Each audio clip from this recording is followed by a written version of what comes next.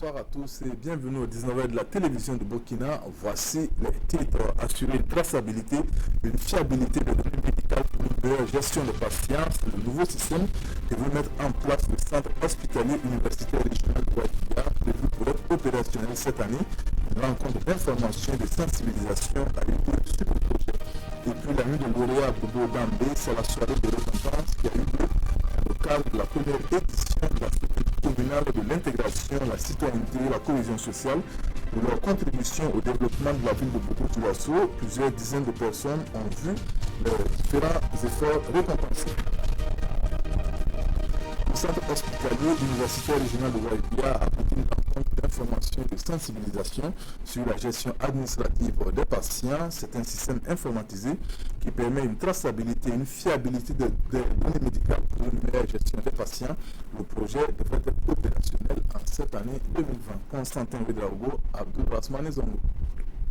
Ou de la révolution, c'est selon, et théoriquement sur les rails, donc en marche, au centre hospitalier universitaire régional de Ouattara.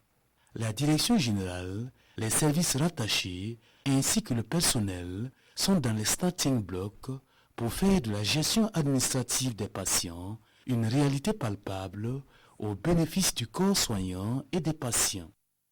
C'est un système simple de gestion des données administratives des patients pour faciliter l'activité médicale et infirmière et faire en sorte qu'il y ait une certaine traçabilité de l'ensemble de l'affluence qu'on gère au niveau de l'hôpital. Ça, c'est le premier aspect. Le deuxième aspect, c'est de permettre justement aux prestataires de soins, qui sont les médecins, qui sont les infirmiers, d'avoir une certaine fluidité, une certaine facilité, une certaine rapidité dans la prise en charge des malades. Lorsque ce système sera en marche, ils n'auront plus à demander aux patients quel est ton...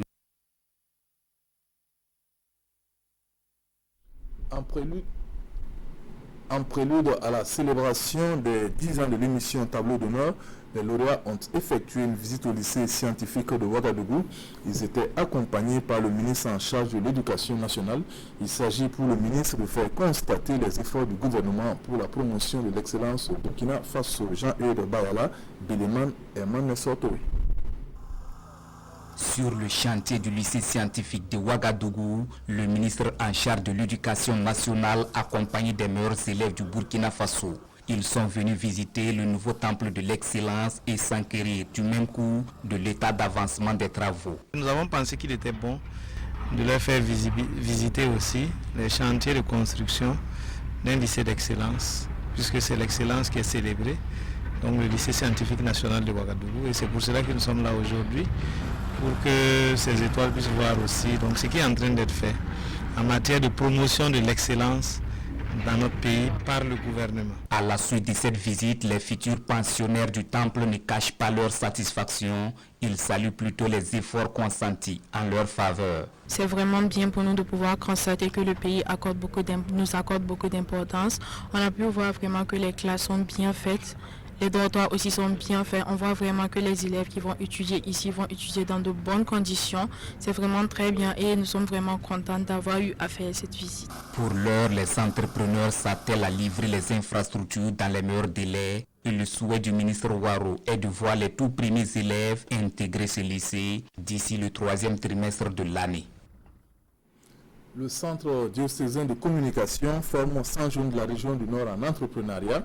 Objectif, renforcer leur capacité de résilience face aux défis sécuritaires.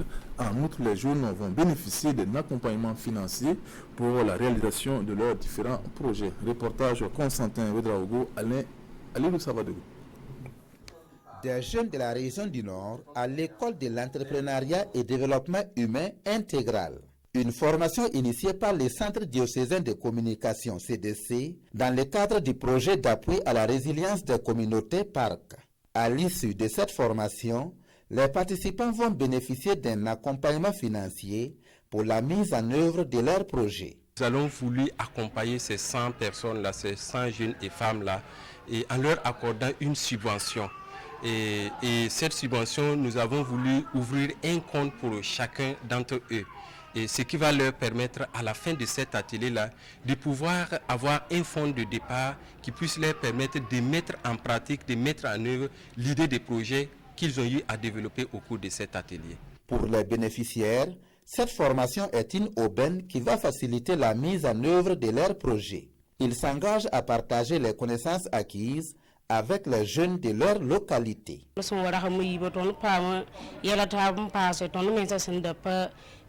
J'ai beaucoup appris en matière d'entrepreneuriat avec ces 2 jours de formation. Je pourrais avec ces connaissances créer mon entreprise qui va profiter à tout le monde.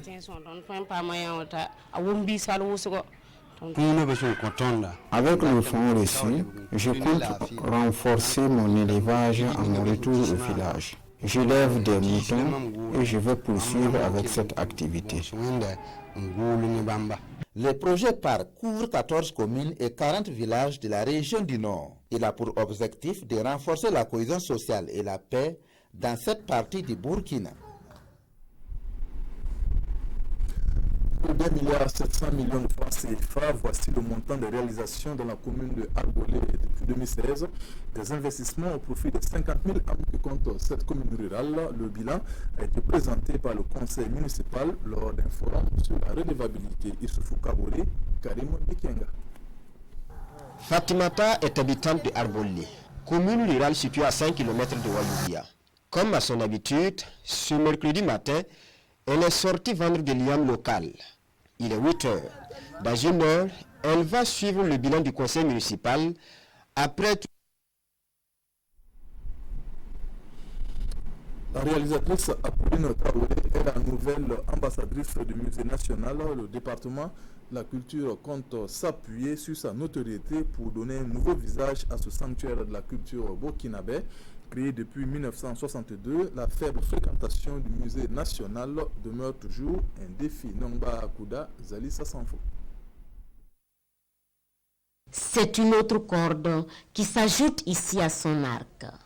Apolline Traoré, réalisatrice chevronnée avec plusieurs trophées à son actif, est aussi et désormais la nouvelle ambassadrice du musée national.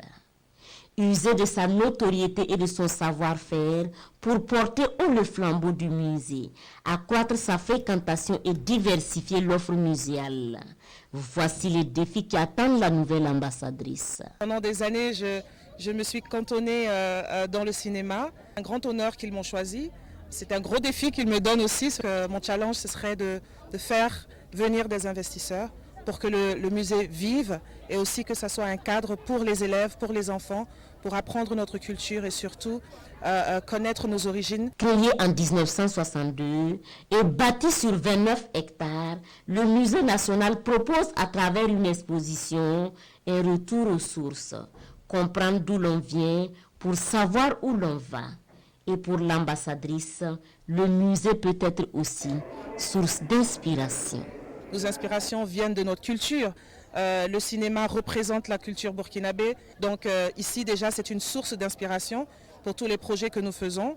J'invite aussi tous les cinéastes et tous les personnes d'art de revenir au musée pour chercher leurs inspirations. Chacun est donc invité à faire un tour ici pour découvrir sa propre histoire et retrouver peut-être le chemin qui conduit à son avenir.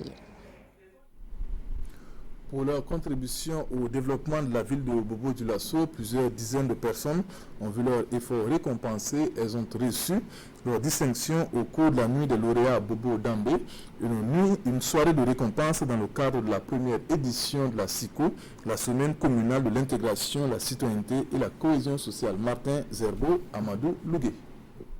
Les domaines retenus sont la politique, la religion, le social, le sport, l'économie et la culture.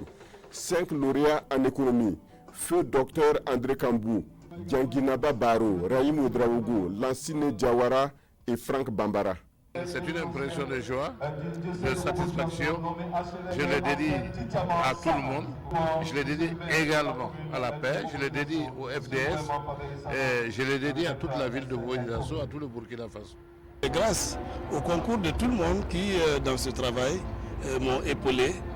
Certainement au quotidien. Voilà, je crois que je dédie ce trophée donc à tous les opérateurs de Bobo-Dioulasso. Dans le monde de la culture, 6 personnes ont reçu des trophées ou des attestations de reconnaissance, comme le regretté Tidiane Koulibaly, Kolo Daniel Sanou ou Moussa Sanou. Au-delà de ma modeste personne, c'est tous les artistes du Burkina Faso, c'est la culture de la région des Hauts-Bassins, c'est la culture du Burkina Faso qui gagne.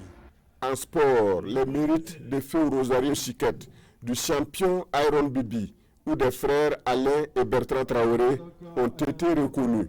Le jury a également attribué des trophées d'honneur à des personnalités comme l'ancien maire de Ouagadougou, Simo Compaoré, pour sa gestion rigoureuse de la capitale à l'époque.